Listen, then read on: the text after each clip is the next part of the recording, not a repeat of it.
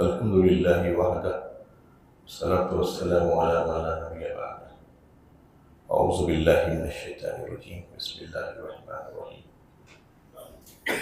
إنا أنزلناه في ليلة القدر وما أدراك ما ليلة القدر. ليلة القدر خير من ألف الشهر. صدق الله العلي العظيم وصدق رسوله النبي الكريم. رب اشرح لي صدري ويسر لي امری واحلل عقدۃ من لسانی یفقهوا قولی. آمین یا رب العالمین. محترم حضرات و معزز سامعین، ابھی میں نے آپ کے سامنے سورۃ القدر کی کچھ آیتیں تلاوت کی ہیں. اس میں اللہ تعالیٰ نے قرآن کے نزول کا تذکرہ فرمایا، اسی رات میں قرآن نازل کرنے کا تذکرہ فرمایا اور فرمایا کہ یہ رات 1000 مہینوں سے بہتر ہے. انشاءاللہ آج ہم رمضان کی کچھ خصوصی عبادات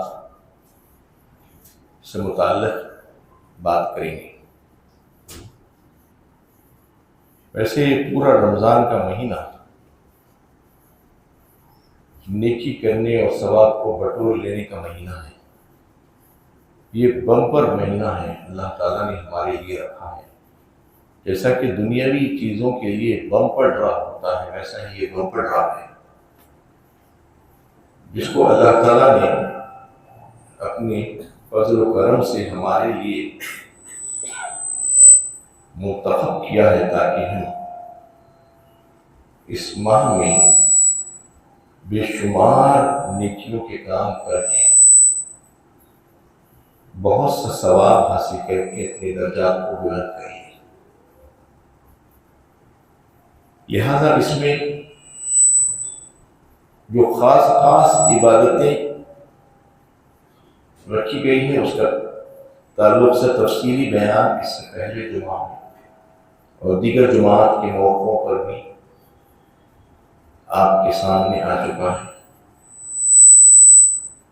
خاص طور پر روزہ، نماز تراویح وغیرہ، اور پھر اس ماہ میں عام طور پر زکوٰۃ کی ادائیگی کی جاتی ہے، اس کے تعلق سے بھی بڑی تفصیلی باتیں آپ کے سامنے پیش کی گئی. مزید 3 عبادات ہیں جس کے تعلق سے میں آپ کو بتانا چاہتا ہوں. پہلا یہ کہ اعتکاف، اور دوسرا لیلۃ القدر کی تلاش، اور تیسرا قرآن کی تعلیمات کو پڑھنا، سمجھنا اور اس پر عمل کرنے کی نیت.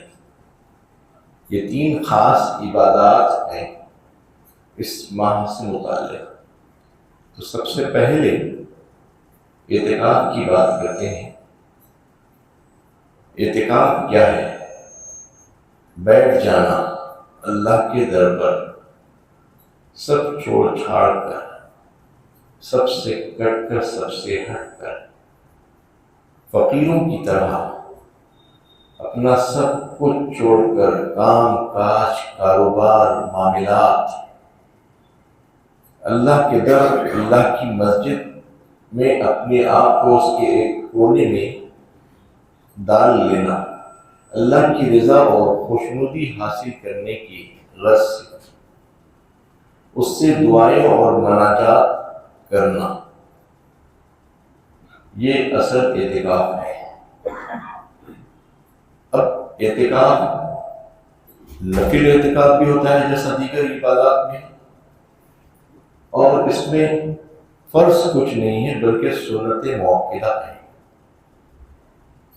جو نبی صلی اللہ علیہ وسلم سے منقول ہے، جو آپ صلی اللہ علیہ وسلم کا عمل ہوتا تھا جس پر، اس کو سنت موقعہ کہا جاتا ہے.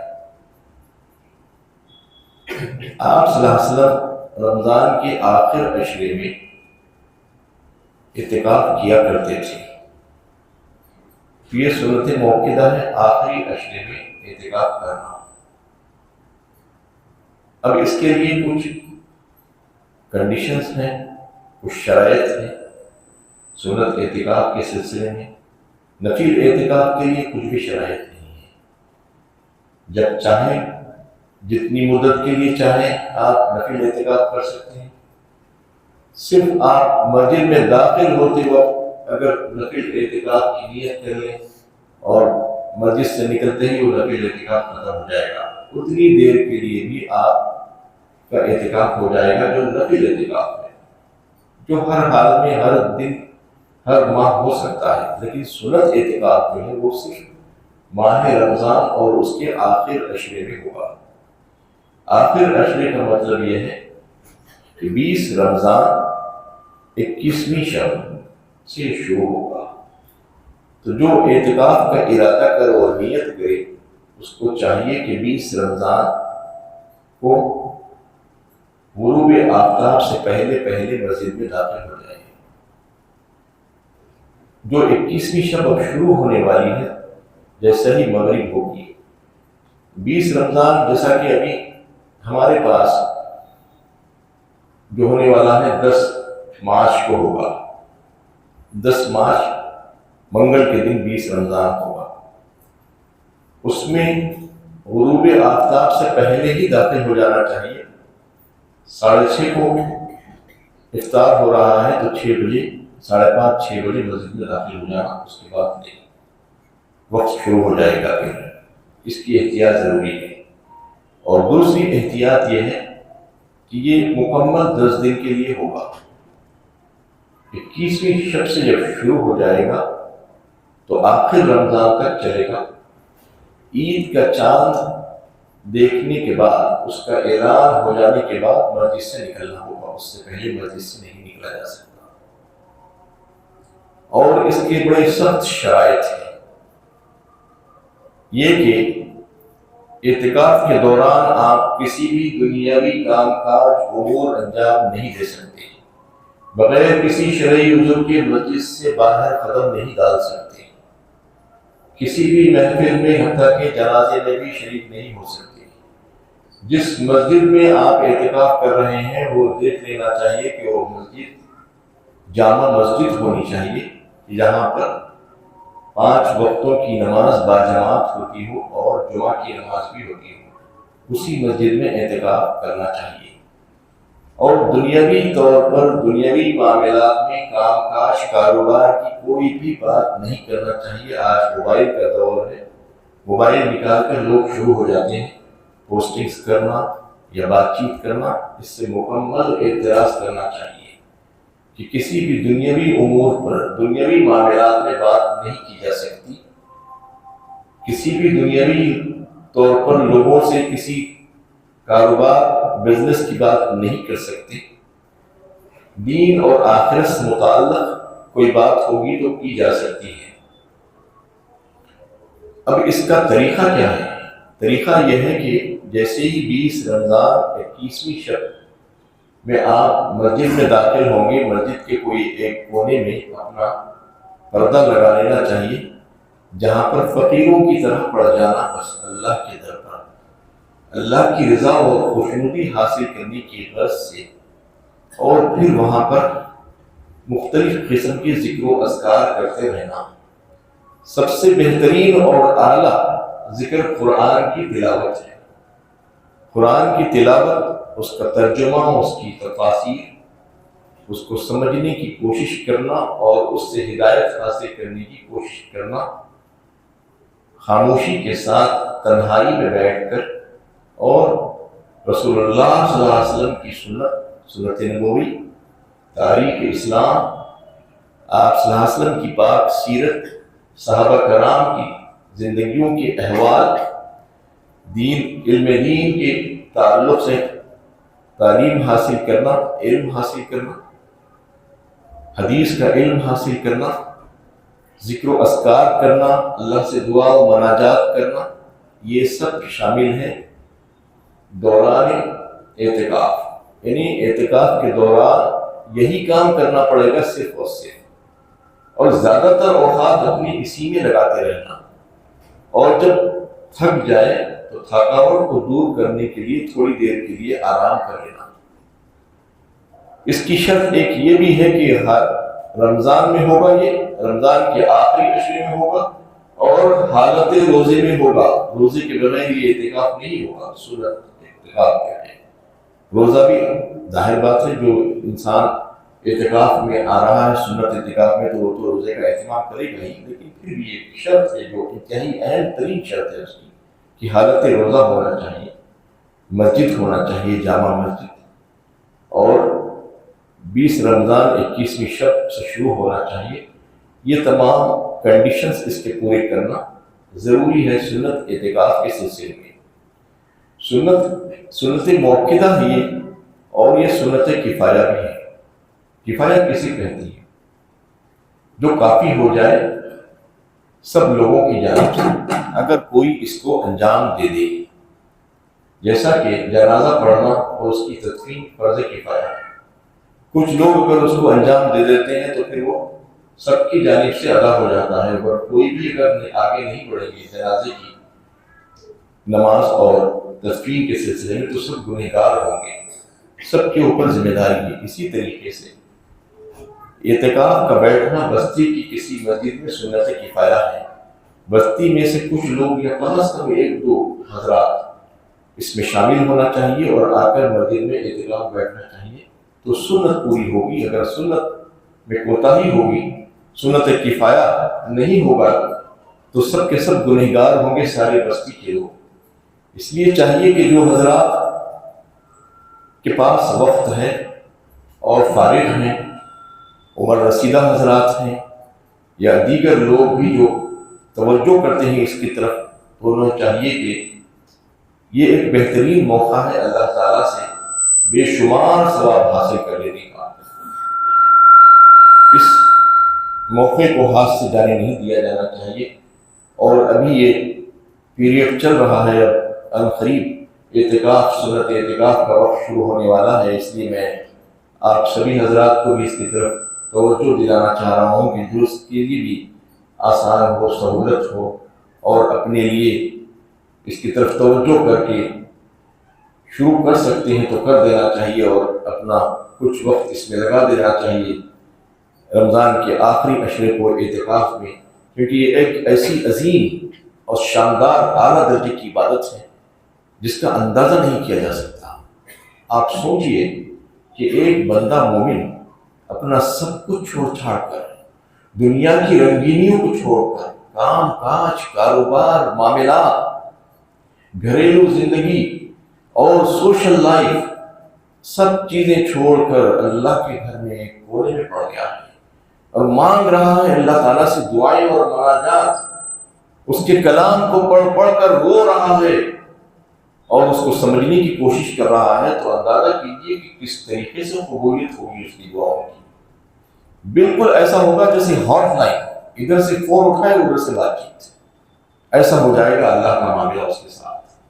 براہ راست جو ہے بات چیت ہوگی، براہ راست دعاؤں کی قبولیت ہوگی، جو بھی دعا مانگے گا اس کی دعا قبول ہو جائے گی، کیونکہ وہ در پر پڑا ہوا ہے، فقیروں کی طرح پڑا ہوا ہے کہ اپنے گھر میں بہت بڑا آدمی ہے، وہ بڑا دولت مند ہے، بڑا عزت والا ہے، لیکن یہاں پر اپنی عزت کو ہاتھ میں ملاتے ہوئے اللہ کے سامنے پڑا ہوا ہے، اس سے دعائیں و مناجات کر رہا ہے، تو یہ بہترین عمل ہے۔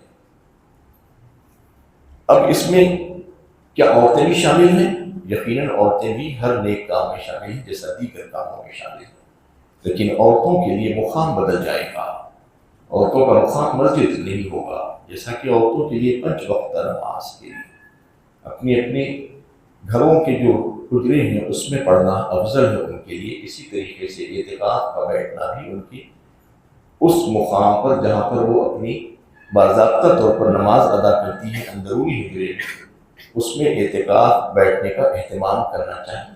ان کے لیے بھی یہی ساری شرائط ہوں گی جو مرد حضرات کے لیے ہے، ان کے لیے بھی کسی کام کاج اور دیگر معاملات میں بات چیت وغیرہ فالتو بات چیت سے اپنے آپ کو بچائے رکھنا ہوگا، لیکن گھر کے جو ضروری کام کاج ہیں وہ کام کاج کر لے سکتی ہوں، لیکن باہر نکلنا اور کسی سے کسی قسم کی کوئی گفتگو کرنا منع رہے گا اس دوران۔ جو سنت اعتکاف کرنے والی خواتین ہیں وہ بھی اس سے استفادہ کر سکتی ہیں اور اپنے گھروں میں بڑی آسانی کے ساتھ سنت اعتکاف کا اہتمام کر سکتی ہیں۔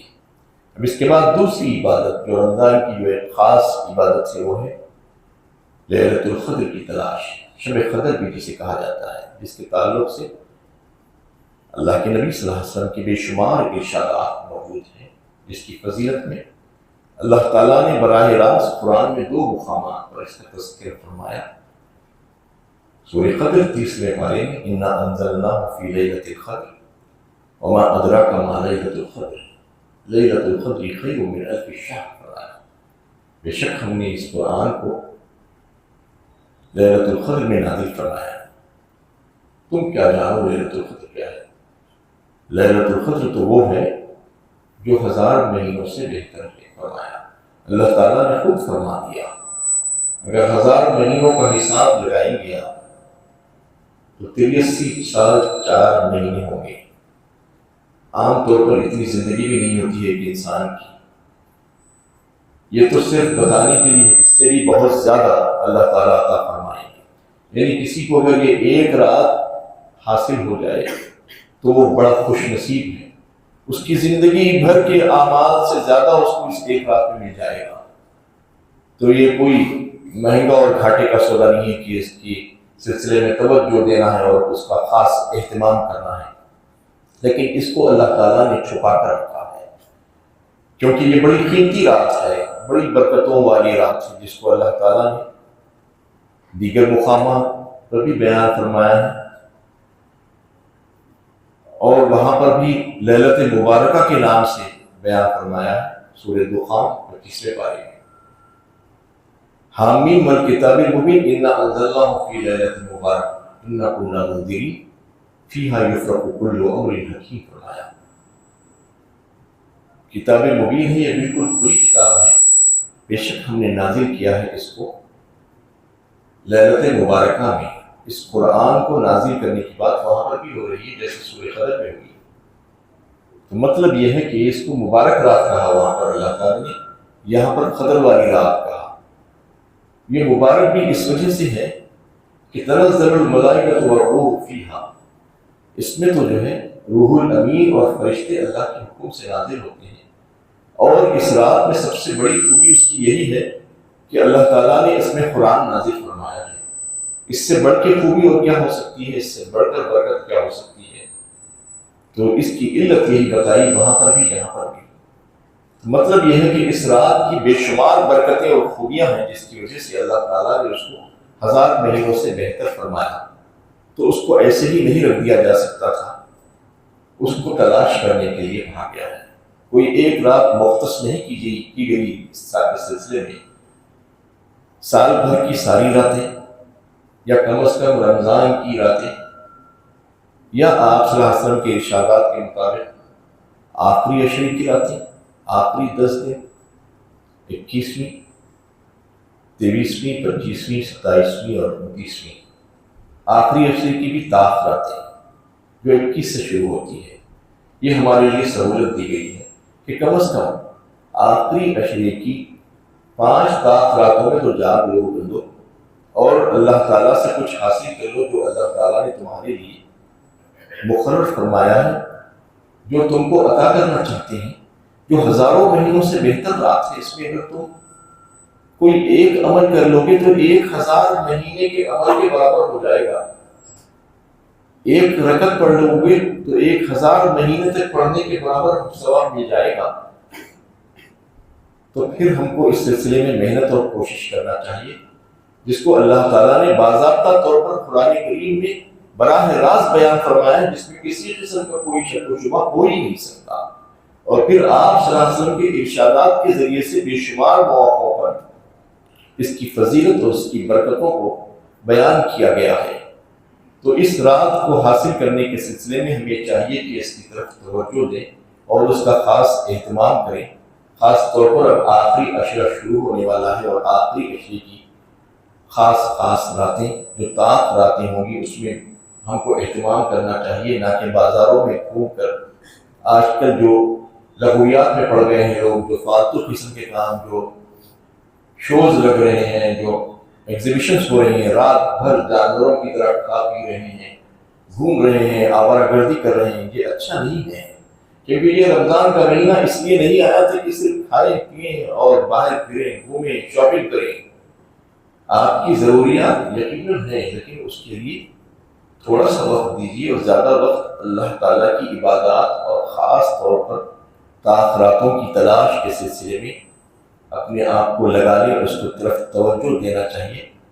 یہ اللہ تعالیٰ کی چاہت ہے، اس لیے اللہ تعالیٰ چاہتے ہیں کہ تمہیں اس سے بے شمار فائدے حاصل ہو جائے۔ تمہاری زندگی بہت چھوٹی ہے، شعوری زندگی، اس میں تم کچھ زیادہ نہیں کر سکتے، اس لیے اللہ تعالیٰ نے موقع در موقع ایسے سہولتیں ہمیں لیے فراہم کی ہیں جس سے ہم بے شمار نیکیاں بٹور سکتے ہیں۔ آخری بات کہہ کر میں اپنی بات کو سمیٹتا ہوں، اس کے خصوصی عبادات میں جو سب سے خصوصی عبادت جو ہے وہ قرآن کی تعلیمات کو عام کرنے کی کوشش کرنا، اس کا علم حاصل کرنا، اس کی تلاوت کرنا، اس کو سمجھ کر پڑھنا، اس کو کتاب ہدایت سمجھنا، اور یہ سمجھنا کہ یہی ہمارے لیے کتاب ہدایت ہے، جس کو پڑھ کر ہماری گمراہی دور ہوگی اور ہم کو ہدایت حاصل ہوگی، اور اس میں ہمارے رب کا جو پیغام ہے، ہمارے نام جو اللہ تعالیٰ نے ہمارے لیے ہدایتیں بھیجی ہیں، ان ہدایات پر ہم عمل کریں گے تو ہمارا رب ہم سے راضی ہوگا، اس کی خوشنودی ہم کو حاصل ہوگی، جو ہمارا اصل مقصد حیات ہے۔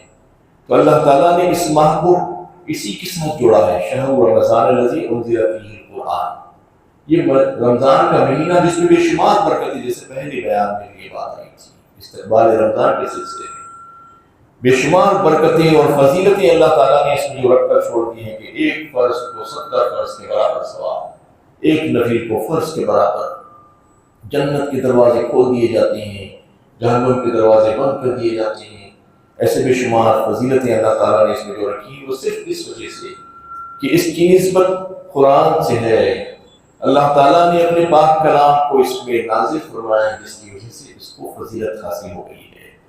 تو جس کی وجہ سے فضیلت حاصل ہوئی ہے، اس کو کیسے چھوڑا جا سکتا ہے؟ اس کو تو پڑھنا ہی چاہیے۔ اہل اللہ کا یہی معمول رہا کہ رمضان جب شروع ہوتا تو سارے کام کاج چھوڑ دیتے وہ لوگ، اور زیادہ تر قرآن کی تعلیمات ہی پر آ جاتے، قرآن کی تلاوت کرتے، اس کو سمجھتے، اس پر عمل کرتے، اس میں غور و فکر کرتے، اس سے ہدایت حاصل کرنے کی کوشش کرتے۔ ہم کو بھی چاہیے کہ ہم بھی اسی طریقے سے عمل کریں، قرآن کے ساتھ توجہ دیں، قرآن سے غفلت اور بے توجہی کی وجہ سے جو ہے آج معاشرے میں بے شمار خرابیاں آپ دیکھ رہے ہیں، قسم قسم کی خرابیاں، بے حیائیاں آج پرپ رہی ہیں، کیسے کیسے کام ہو رہے ہیں، عورتوں کے ساتھ، بچیوں کے ساتھ کیا کیا ہو رہا ہے، کیسے اغوا کیے جا رہے ہیں۔ یہ سب کام کیوں ہو رہا ہے؟ قرآنی تعلیمات سے دوری۔ ہم نے قرآن کو سمجھا نہیں، شریعت نافذ نہیں کیا ہم نے اپنے گھروں میں، اس وجہ سے آج ہم نقصان اٹھا رہے ہیں۔ اگر کوئی نقصانات سے اپنے آپ کو بچانا چاہتا ہے تو چاہیے کہ وہ قرآن سے دوری کو دور کرتے ہوئے اس کے قریب آئیں اور اس کی تعلیمات پر عمل کرنا شروع کر دیں، کیونکہ اس کے ساتھ جس کی نسبت ہو جاتی ہے وہ آسمان کی بلندیوں کو چھو جاتا ہے۔ اس کے ساتھ نبی اکرم صلی اللہ علیہ وسلم کے قلب مبارک کی نسبت ہوئی تو آپ کے قلب مبارک کو کس قدر بلند کیا اللہ تعالیٰ نے، آپ کا ذکر کیسا بلند کیا، جن مقامات سے اس کی نسبت ہوئی، مکہ اور مدینہ، اس کو کیسے بلند کیا گیا، اور جس راز سے اس کی نسبت ہوئی اس کو 1000 مہینوں سے بہتر فرمایا، اور جن لوگوں نے اس کی طرف توجہ کی اور جس نے ان کو یاد کیا، حفظ کیا، پڑھا اور سمجھا، ان کی کیسی فضیلت ہے جو احادیث سے معلوم ہوتی ہے۔ تو آپ تمام حضرات بھی اس کی طرف توجہ دیں، آپ بھی اس سے نسبت حاصل کرنے کی کوشش کریں، کیونکہ یہ کلام ساری انسانیت کے لیے آیا ہے۔ ہدی للناس کہا اللہ تعالیٰ نے، ساری انسانیت کی ہدایت، لیکن ہدی للمتقین، اس سے ہدایت وہی حاصل کریں گے جو ڈرنے والے ہیں۔ تو جو ڈرنے والے ہیں اس سے قریب آ جائیں اور اس سے ہدایت حاصل کرنے کی کوشش کریں۔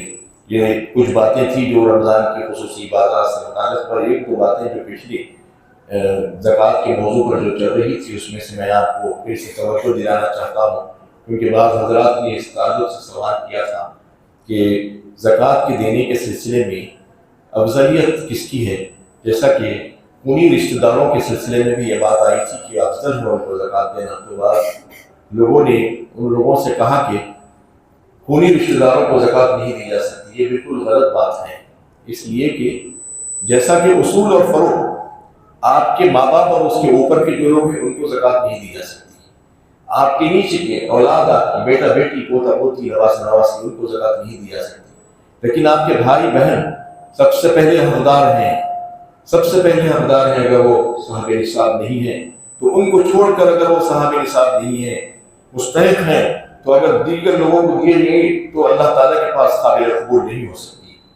اس لیے کہ بھائیوں اور بہنوں کا خیال رکھنا، اپنے چچاؤں اور پھوپھیوں کا خیال رکھنا، اپنے ماموں اور خالاؤں کا خیال رکھنا، اپنے دیگر رشتہ داروں کا خیال رکھنا، اس سلسلے میں اپنی جان پہچان والے، اپنے پڑوسی، اپنے دوست احباب، آپ کے پاس کام کرنے والے لوگ، آپ کے ماتحتین، ان تمام لوگوں کو آپ جانتے ہیں ان کی حالت کیا ہے.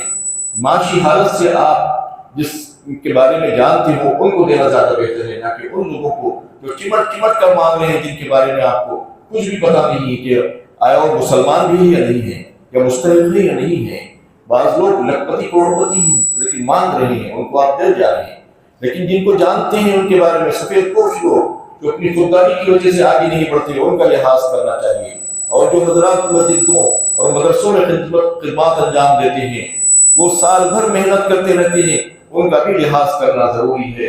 اس طریقے سے جن چیزوں میں سے زکوٰۃ نہیں نکلے گی، وہ ایک اہم بات آپ کو یہ بتا دیتا ہوں کہ جو آپ کے پرسنل بلانگنگس ہیں، جو آپ کے ذاتی چیزیں ہیں جو استعمال کی، وہ چاہے لاکھوں کروڑوں روپے کی ہوں گی، اس پر کوئی زکوٰۃ نہیں ہوگی. جیسے آپ کا گھر رہنے کا، آپ کی گاڑیاں سواریاں، آپ کا فارم ہاؤس، یا آپ کے گھر کی بے شمار چیزیں، ایئر کنڈیشنرز یا اور دیگر چیزیں جو نہ صرف ہزاروں بلکہ لاکھوں روپے کی بھی ہو جاتی ہیں، لیکن اس پر ایک پیسہ زکوٰۃ نہیں ہے، کیونکہ اللہ تعالیٰ نے اس میں ہمارے لیے سہولت رکھی ہے کہ جو چیزیں آپ استعمال کر رہے ہیں، جو آپ کے استعمال میں ہیں، چاہے وہ گھر ہو، چاہے وہ گاڑیاں ہوں، چاہے اور دیگر چیز ہو، اس پہ کوئی زکوٰۃ نہیں ہوگی. ہم پر رحم فرمایا اللہ تعالیٰ نے، سوائے ان چیزوں کے جو زیورات کی شکل میں عورتیں پہنتی ہیں، اس پر زکوٰۃ ہوگی. وہ جویلری، وہ تو عام طور پر ایک اسٹ کے طور پر لے کر رکھتے ہیں لوگ، اور اس کو پہنا بھی جاتا ہے. لیکن بعض وقت لوگوں کو گمراہ کر رہے ہیں کہ جو گھر کی چیزیں، جس میں استعمال کی چیزیں جس پر زکوٰۃ نہیں ہے، ویسا ہی زیورات پر بھی زکوٰۃ نہیں.